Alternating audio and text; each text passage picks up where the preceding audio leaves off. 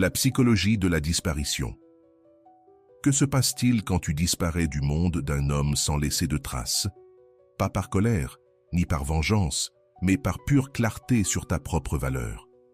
T'es-tu déjà demandé comment ton absence pouvait l'affecter émotionnellement, mentalement, voire physiquement? Prépare-toi, car aujourd'hui, on plonge dans la psychologie masculine pour découvrir ce qui se passe vraiment quand tu t'éloignes. La société aime nous faire croire que les hommes sont impassibles, qu'ils peuvent balayer les émotions comme on enlève une poussière sur la manche. Mais voici un secret. Ils ressentent beaucoup plus qu'ils ne le montrent. Le silence que tu crées, le vide que tu laisses, devient un miroir où il doit affronter ses propres insécurités, ses désirs et ses vérités les plus profondes. Ce n'est pas un jeu, ni une manipulation. C'est du stoïcisme. C'est le pouvoir du calme et de la maîtrise de soi. Quand tu disparais, tu n'abandonnes pas. Tu offres à chacun de vous la possibilité de réfléchir, de grandir et de redécouvrir ce qui compte vraiment. Mais attention, ce qu'il ressent durant cette période pourrait bien te surprendre. Certaines émotions sont brutes, vulnérables, d'autres carrément instinctives. Et à la fin de cette vidéo, tu comprendras pourquoi ton absence n'est pas seulement remarquée, mais inoubliable. 1. L'intrigue du silence.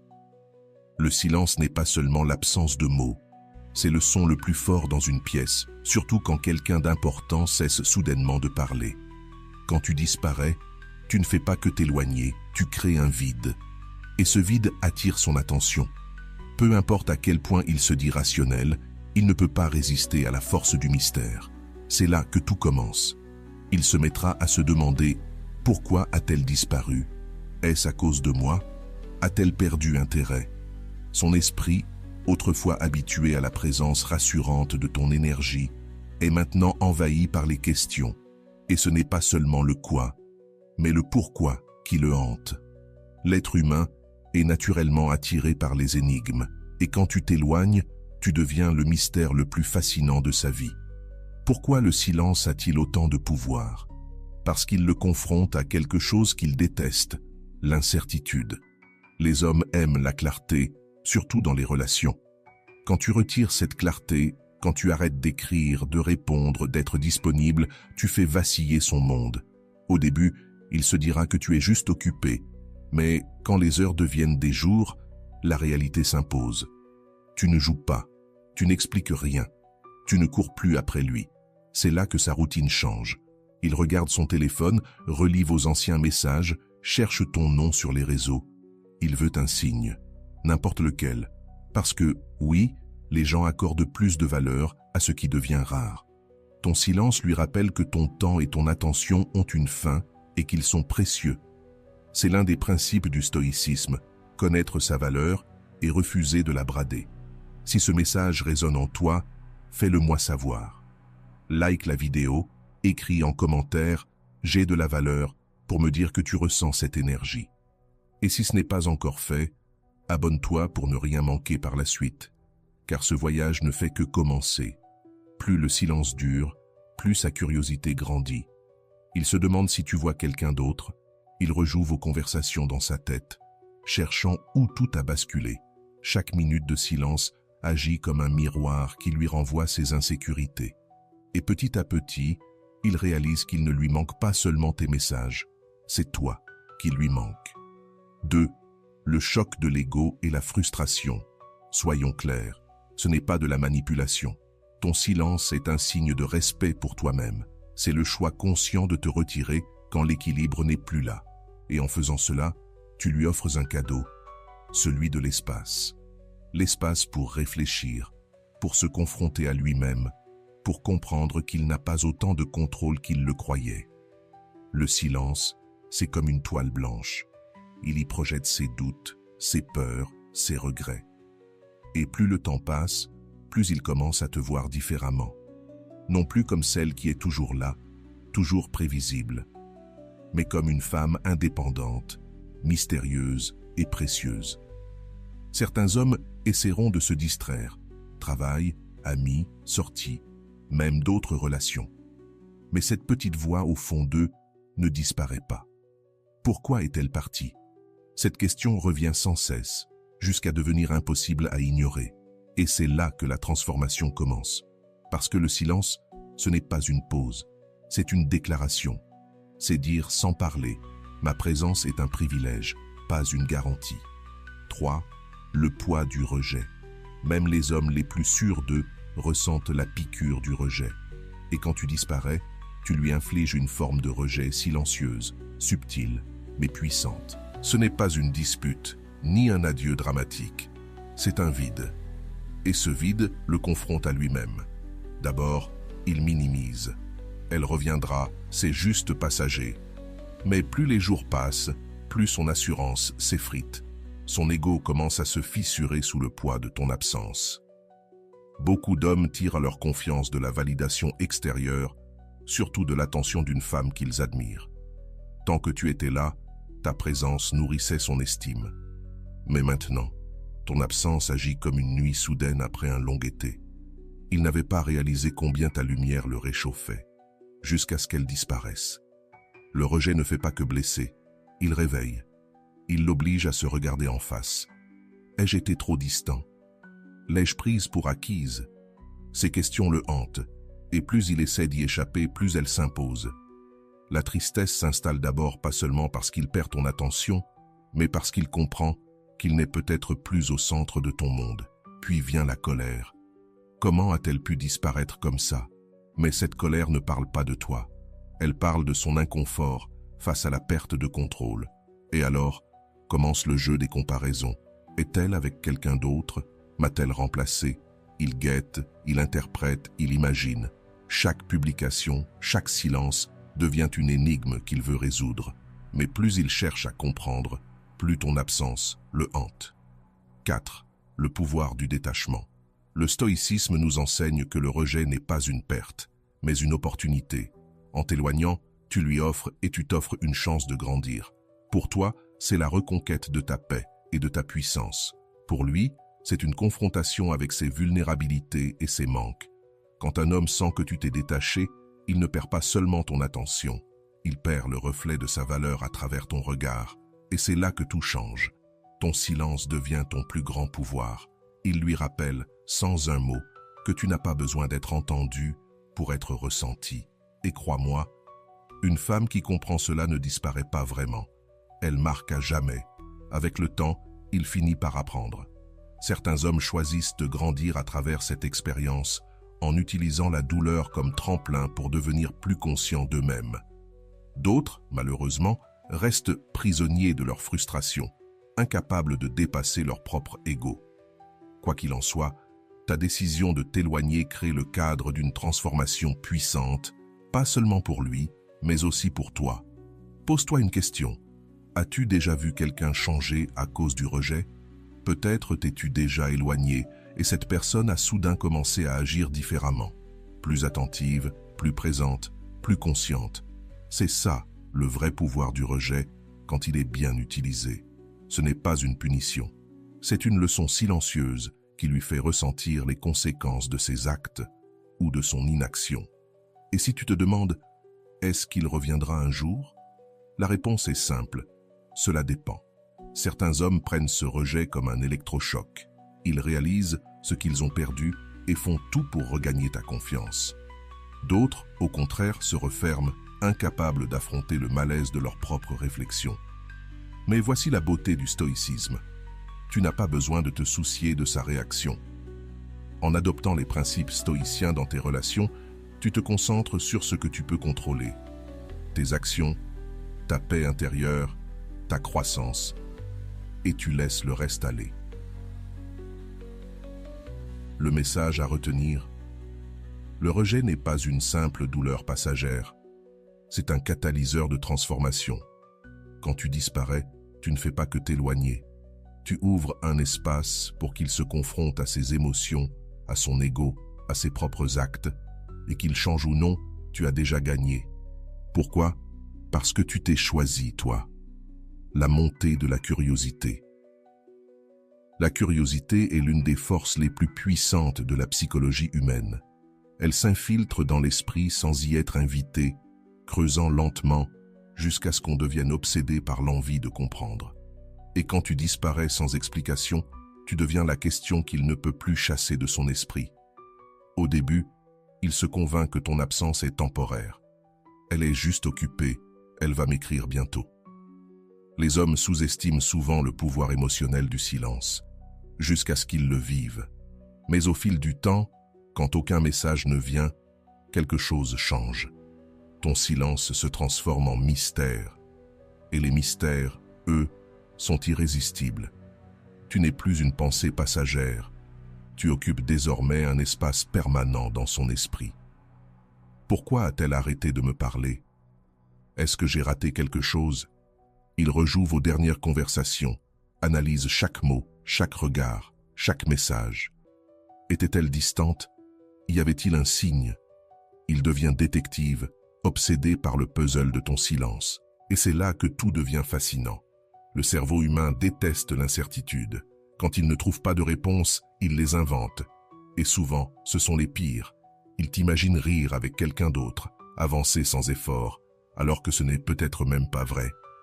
Mais le simple fait d'y penser suffit à le ronger. Plus ton silence dure, plus ces scénarios prennent vie dans sa tête. La curiosité n'est pas un simple désir de réponse, c'est un besoin viscéral. Il ne veut pas seulement savoir pourquoi tu as disparu, il doit le savoir. Alors il commence à agir différemment. Il visite tes réseaux sociaux, cherche des indices, une photo, une story, un mot, n'importe quoi. Il devient obsédé. Et si rien n'apparaît, c'est pire encore. Le vide devient insupportable.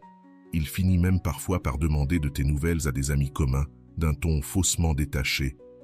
Elle va bien? Elle fait quoi en ce moment? Mais en vérité, il espère qu'on lui donnera une piste. Et s'il devient vraiment désespéré, il peut aller jusqu'à créer un faux compte pour regarder tes stories sans que tu le saches. Cela paraît extrême, mais c'est la nature humaine. Quand on perd le contrôle, on est prêt à tout pour le reprendre, même un peu. Et c'est justement pour ça que la curiosité est si puissante. Elle le force à penser à toi, encore et encore. Ton absence devient une énigme qui monopolise son attention. Même entouré de monde, il ne parvient pas à t'oublier. Et c'est là le paradoxe. En t'éloignant, tu deviens plus présente dans son esprit que jamais. Mais attention, la curiosité est une arme à double tranchant. Elle peut le rapprocher ou le rendre fou. C'est là que le stoïcisme intervient. Le stoïcisme t'enseigne la résilience émotionnelle. Rester calme et ancré dans l'incertitude. Cela signifie que tu dois tenir ta position, garder le silence et résister à l'envie de t'expliquer. Car au moment où tu romps le silence, la magie disparaît. Dès que tu lui donnes une raison, le mystère s'éteint et il retrouve son confort. Ton silence n'est pas un jeu, c'est une protection. Tu lui laisses la place de ressentir ce qu'il fuyait, sa peur, son manque, sa confusion. Et c'est là que le vrai changement commence. Car la curiosité ne le pousse pas seulement à penser à toi, elle le pousse à penser à lui-même. Il se demande, ai-je fait quelque chose de mal? Était-elle fatiguée de moi? Est-ce que je l'ai prise pour acquise? Ces questions sont douloureuses, mais elles sont nécessaires. La croissance ne naît pas dans le confort, elle naît dans la remise en question. Et c'est ce que tu lui offres, une opportunité de grandir. Bien sûr, tous les hommes ne la saisiront pas. Certains se perdront dans la colère ou la fierté. Mais d'autres comprendront la leçon. Ton absence deviendra pour eux une révélation, un miroir. Ils apprendront à reconnaître la valeur de ce qu'ils avaient. Et cette leçon, crois-moi, restera gravée longtemps après que la curiosité se soit apaisée. En réalité, tu possèdes un immense pouvoir, celui de provoquer une transformation sans dire un mot. En t'éloignant, tu ne le punis pas, tu lui permets de se rencontrer. Et peu importe s'il revient ou non, tu en sors gagnante. Parce que tu as compris la vérité, le silence est plus éloquent que n'importe quelle explication. As-tu déjà remarqué à quel point certaines personnes confondent ta patience et ta gentillesse avec une invitation à tout contrôler? Ces prises de conscience peuvent être douloureuses, mais elles sont nécessaires à la croissance. C'est ici que le stoïcisme entre en jeu. L'un de ses principes fondamentaux est de distinguer ce qui est sous notre contrôle de ce qui ne l'est pas. Pour lui, Cette expérience devient une confrontation directe avec la réalité. Il ne peut pas contrôler tes actions, tes décisions, ni ton silence. Tout ce qu'il peut faire, c'est choisir comment y réagir. Et s'il est intelligent, il utilisera cette période pour évoluer, pour lâcher prise sur son besoin de contrôle et chercher à devenir un homme capable de mériter ton attention plutôt que de l'exiger.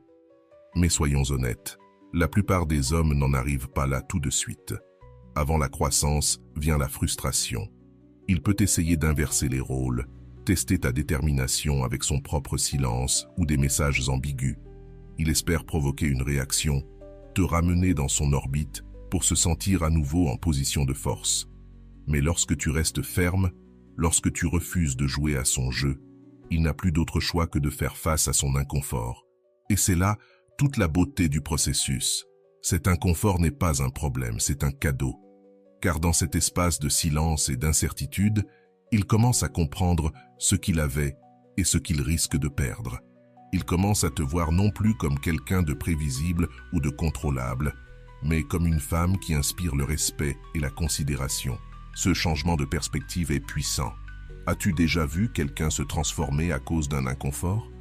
Peut-être as-tu observé un homme passer de l'indifférence à l'attention, de la négligence à la tendresse, simplement parce que tu t'es retiré et l'as laissé affronter le poids de sa perte de contrôle. Si tu as vécu cela, tu sais à quel point cette transformation peut être profonde non seulement pour lui, mais aussi pour la dynamique entre vous. Mais revenons à toi. Tout cela n'a rien d'un jeu de manipulation émotionnelle. C'est un acte de puissance intérieure. Il s'agit de rester aligné sur ta valeur, de refuser toute relation où un seul détient le pouvoir. Quand tu prends de la distance, tu ne fais pas qu'envoyer un message à l'autre, tu t'émancipes. Et que cet homme relève le défi ou non, tu as déjà gagné, car tu as prouvé à toi-même que tu es capable de quitter ce qui ne t'honore pas. C'est ça, l'essence du stoïcisme dans les relations. Se concentrer sur ce que tu peux contrôler, embrasser ta propre force et lâcher prise sur le reste. Puis vient l'un des moments les plus puissants, le choc de l'ego. L'ego, c'est la forteresse que beaucoup d'hommes érigent autour de leurs émotions. C'est leur armure psychologique. Mais quand tu disparais, quand tu te retires sans un mot, sans justification et que tu le laisses face au silence, cette armure se fissure. Au début, il ne le réalise pas. Il se rassure. Elle reviendra. Ou encore, elle joue juste à se faire désirer. Ses pensées ne sont qu'un pansement sur son orgueil. Mais plus le temps passe, plus ton silence s'étire, plus la réalité s'impose. Tu n'es pas en train de jouer. Tu es réellement parti. Et cette prise de conscience frappe fort. Ton absence ne fait pas que créer un vide.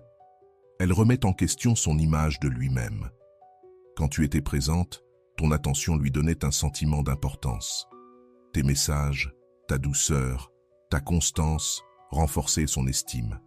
Maintenant qu'il ne les a plus, il se confronte à une vérité douloureuse. Il n'était peut-être pas aussi essentiel à ta vie qu'il le croyait. C'est là que le choc d'ego frappe. Il ne s'agit pas seulement de te regretter, mais de douter de sa propre valeur. Pourquoi est-elle partie? Suis-je insuffisant? Ses pensées s'infiltrent, malgré lui. L'ego, lui, déteste le rejet. Il se nourrit de validation. Et quand cette validation disparaît, il entre en guerre. D'abord, il se défend. C'est elle qui perd, pas moi. Il essaie de se convaincre que tu ne méritais pas son attention. Parfois, il affiche même cette indifférence. Mais au fond, il sait.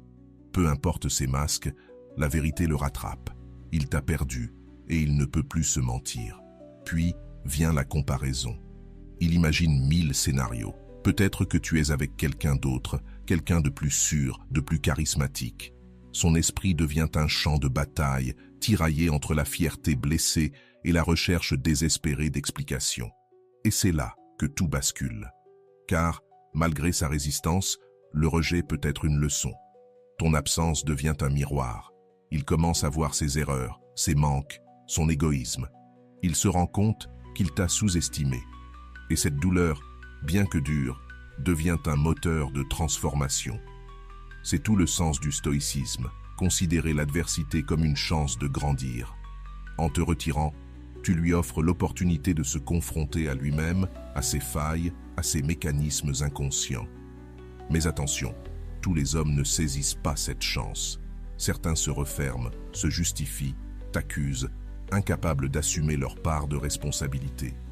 Et c'est là que ta sagesse entre en jeu. Tu ne peux pas contrôler leurs réactions, seulement les tiennes. Pour d'autres, en revanche, ce choc devient un tournant. Ils réfléchissent, reconnaissent leurs erreurs, mesurent la valeur de ce qu'ils ont perdu. Et peu à peu, la réflexion devient croissance.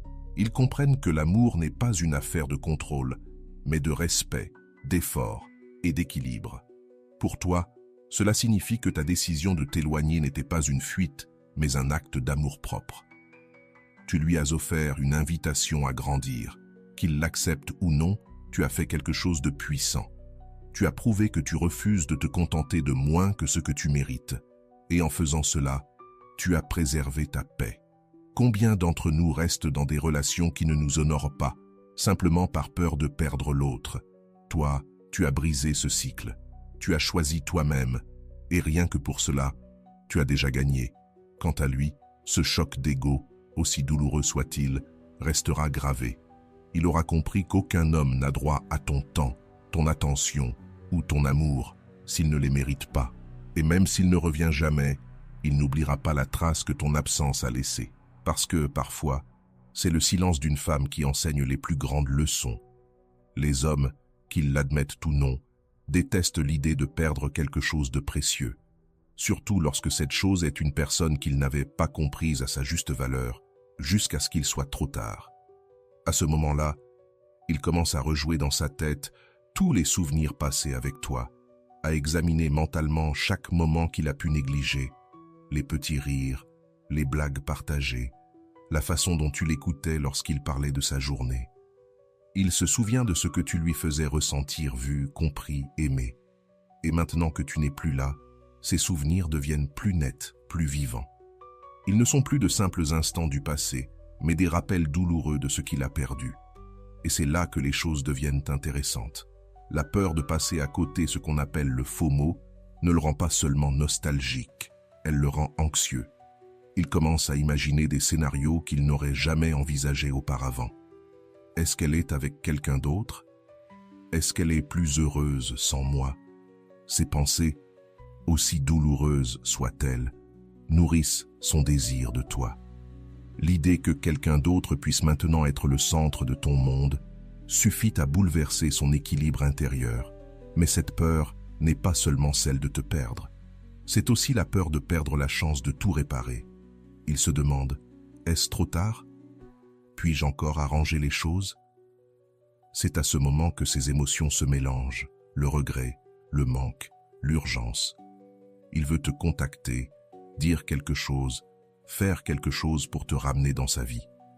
Mais en même temps, il hésite. Et si tu avais déjà tourné la page? Et si te contacter ne faisait que confirmer ses pires craintes? Ce conflit intérieur, vouloir agir tout en craignant le résultat, est une manifestation classique du FOMO. Et ce n'est pas seulement émotionnel, c'est aussi psychologique. Des études ont montré que la peur de manquer active les mêmes zones du cerveau que la douleur physique. Pour lui, ton absence n'est donc pas seulement un sentiment, c'est une expérience. Elle s'infiltre dans ses pensées, dans ses gestes, dans son sommeil. Et plus le temps passe, plus cette sensation devient intense. Pourquoi cela arrive-t-il? Pourquoi ton absence provoque-t-elle une telle réaction? La réponse réside dans la notion de valeur. Quand tu étais présente, il ne mesurait peut-être pas toute ton importance. Mais maintenant que tu n'es plus là, la valeur de ce qu'il a perdu devient impossible à nier. C'est l'un des grands principes du stoïcisme. Les gens n'apprécient souvent ce qu'ils ont qu'une fois que cela leur échappe. Ta décision de t'éloigner l'oblige à affronter cette vérité. Certains hommes essaieront de combler le vide avec des distractions, le travail, les loisirs. D'autres personnes, mais ces échappatoires ne durent jamais. Le manque reste, discret mais persistant, rappelant sans cesse ce qu'il avait et ce qu'il n'aura peut-être plus jamais. D'autres, au contraire, verront ton absence comme un signal d'alarme. Ils comprendront qu'ils t'ont prise pour acquise, et cette peur de te perdre deviendra le moteur de leur transformation. Ce n'est pas une course derrière toi par désespoir, mais un effort conscient de se présenter différemment, avec intention et maturité. As-tu déjà remarqué comment certaines personnes changent soudainement quand elles sentent qu'elles vont te perdre? Elles appellent, écrivent, se montrent plus présentes que jamais. C'est le pouvoir du FOMO. Ce n'est pas seulement une peur, c'est un moteur. Et lorsqu'elle s'accompagne d'une vraie remise en question, elle peut provoquer un changement durable. Mais n'oublie pas, ton retrait ne doit pas être une stratégie de manipulation. Ce n'est pas une arme, c'est un acte d'amour envers toi-même. Si ton absence réveille sa peur, c'est simplement parce qu'elle met en lumière une vérité essentielle. Tu es quelqu'un qu'il ne peut pas se permettre de perdre.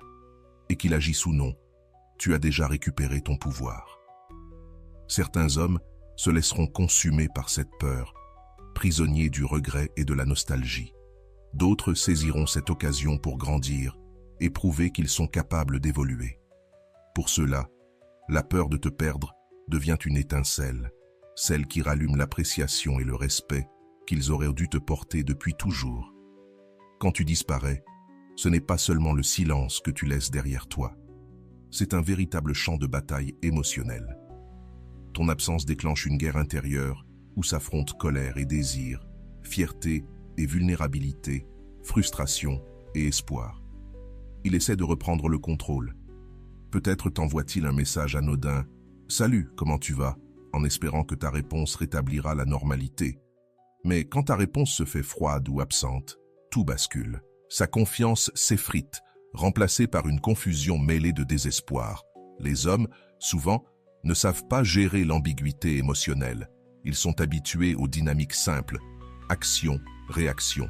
Quand tu brises ce schéma, ils perdent leur repère. Alors, il se débat intérieurement. Une partie de lui veut passer à autre chose. « Je n'ai pas besoin d'elle », se dit-il, mais une autre partie ne peut ignorer le vide que tu as laissé. Cette lutte devient sa réalité quotidienne. Il commence à ressentir la douleur dans son corps, une tension dans la poitrine, un nœud dans le ventre. Pourtant, cette guerre émotionnelle est aussi un tournant. Le stoïcisme enseigne que l'inconfort est souvent le prélude à la croissance.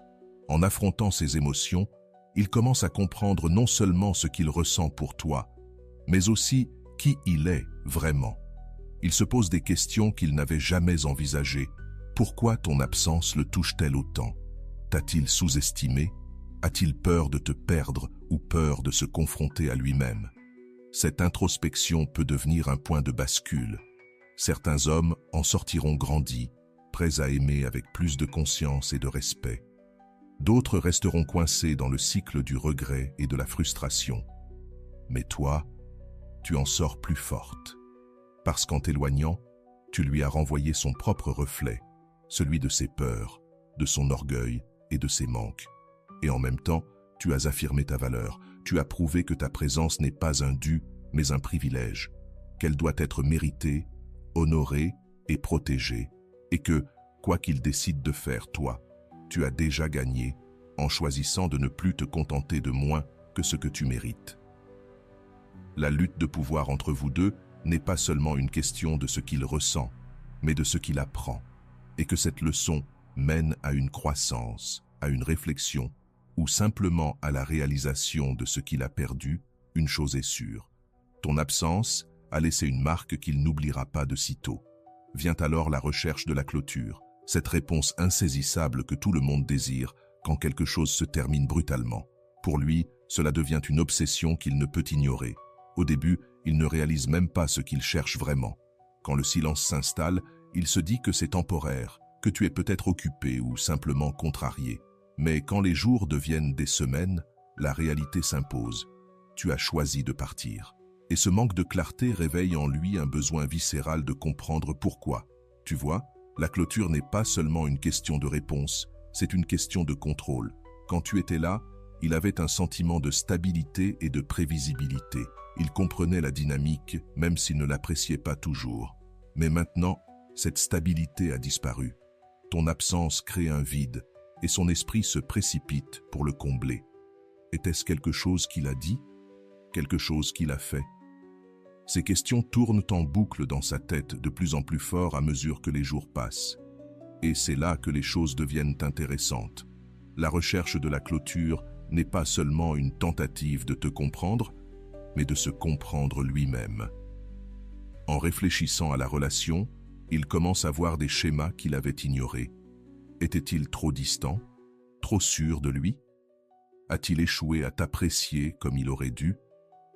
Ces pensées sont inconfortables, mais nécessaires, car c'est dans ce malaise que réside le potentiel de croissance. Ce processus de réflexion peut prendre plusieurs formes. Il rejoue mentalement les souvenirs, analyse chaque mot, chaque geste, chaque regard. Il peut relire vos anciens messages, cherchant des indices sur ce qui a mal tourné. Et s'il en a le courage, il tentera peut-être de te recontacter, espérant obtenir la clarté qu'il désire. Mais la vérité, c'est que la clôture ne vient pas de toi, elle vient de lui. Le stoïcisme nous enseigne qu'on ne peut pas contrôler les autres, ni ce qu'ils ressentent, ni leurs réactions. On ne peut contrôler que nos propres réponses. Pour lui, cela signifie apprendre à supporter l'inconfort de ne pas savoir, à accepter qu'il n'aura peut-être jamais les réponses qu'il cherche. Et c'est parfaitement acceptable, car la vraie clôture ne consiste pas à boucler le passé avec toi, mais à trouver la paix en lui-même. Bien sûr, ce chemin n'est pas facile. La recherche de la clôture peut être chaotique, émotionnelle, frustrante. Il peut osciller entre le regret et la colère, se blâmer un jour et te blâmer le lendemain. Il essaiera peut-être de se distraire avec le travail, les loisirs ou d'autres personnes, mais les questions resteront. Car la clôture ne se force pas, elle s'obtient à travers la réflexion et la croissance. Mais voici le point essentiel. Ton silence n'a jamais eu pour but de lui refuser la clôture, mais de protéger ta paix. Tu n'es pas responsable de soulager son inconfort ou de lui fournir des réponses. En t'éloignant, tu as posé une limite claire. Je ne sacrifierai pas mon bien-être pour ton apaisement. Et, ce faisant, tu lui as offert l'opportunité de grandir, même si cela lui fait mal. Certains hommes utilisent cette expérience comme catalyseur de transformation. Ils se regardent en face, affrontent leurs insécurités, assument leurs responsabilités et comprennent enfin que les relations exigent de l'effort, de la gratitude et du respect. Mais tous ne parviennent pas à cette maturité. D'autres restent bloqués dans la frustration et le regret, prisonniers du passé. Ils ressassent ce qui aurait pu être au lieu de construire ce qui peut encore être. Et même si cela peut être décevant à observer, c'est un puissant rappel. Tu ne peux pas contrôler la façon dont il vit ton absence, tu ne peux contrôler que ta propre direction. As-tu déjà vu quelqu'un changer profondément parce qu'il a été forcé d'affronter le vide laissé par une absence? Peut-être qu'il est devenu plus conscient, plus intentionnel, plus reconnaissant. C'est la force de la réflexion. Et en prenant du recul, tu lui as donné l'espace nécessaire pour qu'il fasse ce chemin seul. Finalement, la recherche de la clôture n'est pas une quête de réponse, mais une quête de croissance. C'est apprendre à accepter ce qui ne peut être changé et à trouver la paix dans l'incertitude. Ton absence devient alors un miroir qui lui renvoie non seulement ce qu'il a perdu, mais aussi ce qu'il doit devenir. Et qu'il trouve ou non cette paix, une chose est certaine, il n'oubliera jamais les leçons que ton silence lui a enseignées. Ta décision de t'éloigner n'est pas un acte de faiblesse, mais un acte de force. Chacune de ces émotions, la curiosité, le rejet, la blessure d'ego, la peur de te perdre, est la preuve directe de l'impact que tu as eu dans sa vie. Ton départ n'a pas seulement laissé un vide, il a ouvert une porte, celle de sa transformation. Mais ce n'est pas seulement à propos de lui, c'est aussi à propos de toi. Ton silence est une déclaration de valeur personnelle. Je connais ma valeur et je ne me contenterai pas de moins. Tu reprends ton pouvoir, tu retrouves ta paix et tu fais de la place pour une relation à la hauteur de ton évolution. Alors, que signifie tout cela pour toi? Cela veut dire incarner pleinement les principes stoïciens, te concentrer sur ce que tu peux contrôler, lâcher ce que tu ne peux pas, et mettre ta paix intérieure au-dessus de tout. Peu importe s'il change ou non, la vraie victoire, c'est que tu t'es choisi. Souviens-toi, Le pouvoir ne réside pas dans ce que tu dis ou fais, mais dans qui tu es et dans les limites que tu poses. Reste forte, reste centrée et continue d'avancer avec grâce. Si tu es arrivé jusqu'ici, permets-moi de te remercier profondément pour ton temps et ton attention consacrée à cette vidéo.